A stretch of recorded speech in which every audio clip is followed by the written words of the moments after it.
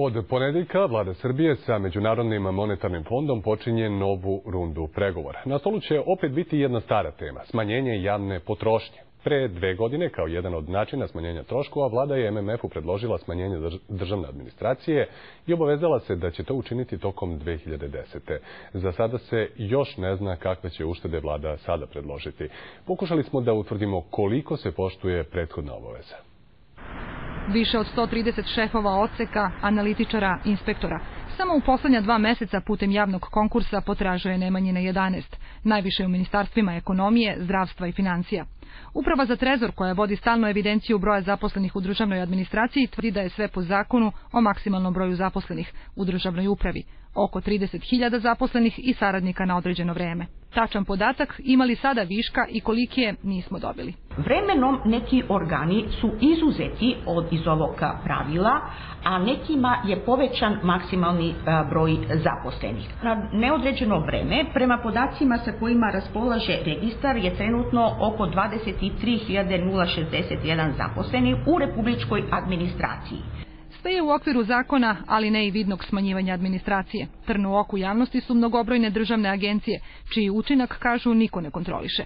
Ima i primjera preklapanja nadležnosti. Tako imamo i agenciju i Fond za zaštitu životne sredine, Zavod za unapređenje obrazovanja i Zavod za vrednovanje kvaliteta obrazovanja. Jedan deo posla koji bi mogli da se obavljaju ministarstvima su neopravdano zakonima iz tih resora prebačeni u agencije koje su tim zakonima i osnovane. A drugo sporno pitanje jeste status zaposlenih u javnim agencijama, zbog toga što na zaposlene javnim agencijama se ne primenjuju propisi koji se primenjuju na zaposlene u organima državne uprave, pa je tako praksa da kadrovi iz ministarstava, iz organa državne uprave odlaze u agencije jer tamo za isti posao dobijaju i nekada i duplo veću platu. U tek najavljenoj agenciji za restituciju koju osniva Ministarstvo finansija, osim što će zaposliti nove činovnike, kažu da će biti racionalni.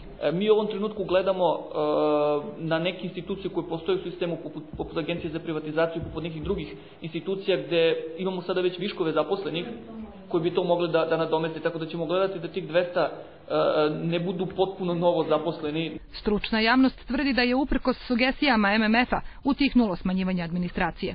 Utisak je da je taj zamah koji je postojao u jednom trenutku splasnuo i da sada nemamo ne samo nikakvih novih mera koje bi takvom cilju doprinele, već se ni one stare koje su donete još pre 2 godine ne primenjuju. Prethodne 3 godine došlo do blagog, neznatnog rasta od nekih 400 lica, što i nije toliki problem. Koliko je zapravo dubok problem pad broja zaposlenih od 238.000 u preduzetničkom sektoru. Budžetom za ovu godinu planirano je da se otpusti 738 činovnika. S druge strane, od januara osnovano je 5 novih državnih organa.